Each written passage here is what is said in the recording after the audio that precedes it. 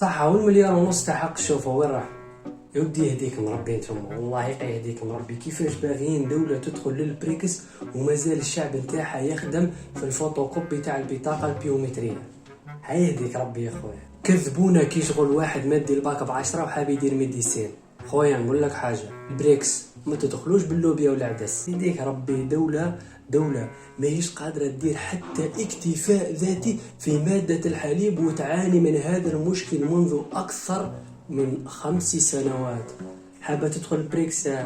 نوض كارت فيزا كي الناس وما عندناش، وحابين ندخلوا للبريكس بالبطاقة الذهبية، فوتوكوبي تاع كارت بيومترية، وواحدة برينو وواحدة جوتوب. زيدك حاجة ولا ما نزيدكش؟ اثيوبيا ما يشروش جوطابل تاع حفافة ب20,000. ما زلنا حاسبين باللي العالم راه متآمر علينا، وما زلنا نلومو في المستعمر منذ 61 سنة استقلال.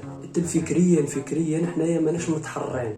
الحمد لله، هذه صدمة نمتصها قريبا بالعمل الجاد وضرب كل أنواع العشوائية والتساهل في الفوضى واللامسؤولية تجاه الدولة. أعيدوا لنا أموال الدولة والقروض الممنوحة لبعض أشباه الدول، معا نبني اقتصاد أقوى واكتفاء ذاتي.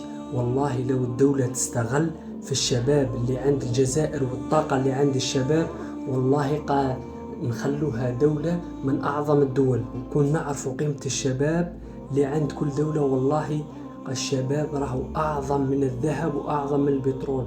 الشباب أعظم من كل معادن الدنيا. كنا نعرفوا كيفاش نستغلوا الشباب والطاقة تاع الشباب.